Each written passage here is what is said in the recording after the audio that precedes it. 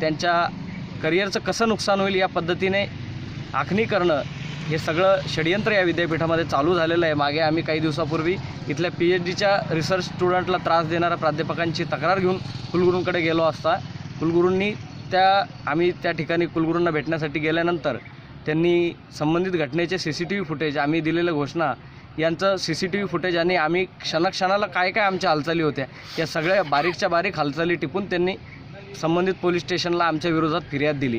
त्यानंतर आता नुकत्याच काही दिवसापूर्वी संघाच्या लोकांनी, ABVPच्या लोकांनी या विद्यापीठामध्ये प्रचंड धुडगूस घातला, परंतु त्या लोकांना ओळखत असून देखील कुलगुरूंनी अज्ञात असल्याची भूमिका घेतली आणि त्यांना पाठीशी घालण्याचं काम केलेलं आहे। जर अशा पद्धतीने कुणाच्या मानवी हक्काचं, न्याय हक्काचं जर गळचेपी केली जात असेल तर ते आम्ही कदापि खपून घेणार नाही।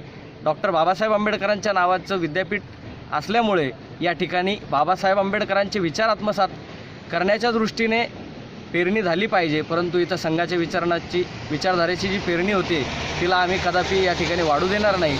यासाठी वेळप्रसंगी संघाच्या ABVP RSS सोबत आम्ही 2 हात करायची तयारी आहे आणि हा निकराचा लढा आहे। आम्ही शेवटपर्यंत हा लढा अशाच पद्धतीने लढणार आहोत, परंतु माफक अपेक्षा एवढीच आहे की विद्यापीठाच्या क्षेत्रामध्ये किमान भगवेकरण करू नये, विद्यापीठाचं भगवीकरण करू नये, शिक्षणाचं भगवीकरण करू नये, शिक्षण क्षेत्र हे राजकारणापासून दूर ठेवावं एवढीच आमची माफक अपेक्षा आहे। आणि जर शासन ही अपेक्षा पूर्ण करू शकत नसेल, शासन अशा पद्धतीचं शिक्षण जर देऊ शकत नसेल तर शासनाला आमच्या शिक्षणाचं नुकसान करण्याचा कुठलाही अधिकार नाही आहे। तुमच्यावर गुन्हे किती दाखल आहेत? माझ्यावरती जवळपास 3 गुन्हे दाखल आहेत विद्यापीठामध्ये।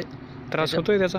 त्रास होतोय म्हणजे सातत्याने पोलिसांकडे या संदर्भातला पाठपुरावा विद्यापीठ करतं आहे आणि वेळोवेळी कोर्टाच्या कचेरीचे कामं आमच्या मागे लागलेली आहेत। शिवाय आम्ही ज्या वेळी विद्यापीठात कुठलं निवेदन घेऊन जातो तर इथे या विद्यापीठाला पोलीस छावणीचं स्वरूप आणलं जातं आहे।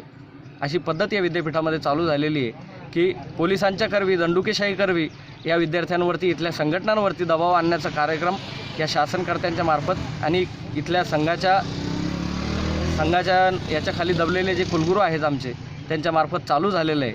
त्याचप्रमाणे गजानन सानपसारखा एक 11वी म्हणजे प्राथमिक माध्यमिक शिक्षणाच्या क्षेत्रात काम करणारा प्राध्यापक माणूस या विद्यापीठाच्या कारभारामध्ये लुडबुड करतो आहे, या विद्यापीठाच्या कारभाराचं नेतृत्व करतो आहे। शासन आणि कुलगुरू यांच्यामधला दुवा बनून या विद्यापीठाला भगवीकरणाच्या मागे घेऊन जाण्याचा प्रयत्न करतो आहे। याला कुठेतरी खीळ बसणं गरजेचं आहे, अन्यथा या विद्यापीठाला उद्या JNU आणि SCUच्या सारखं स्वरूप यायला वेळ लागणार नाही। ओके.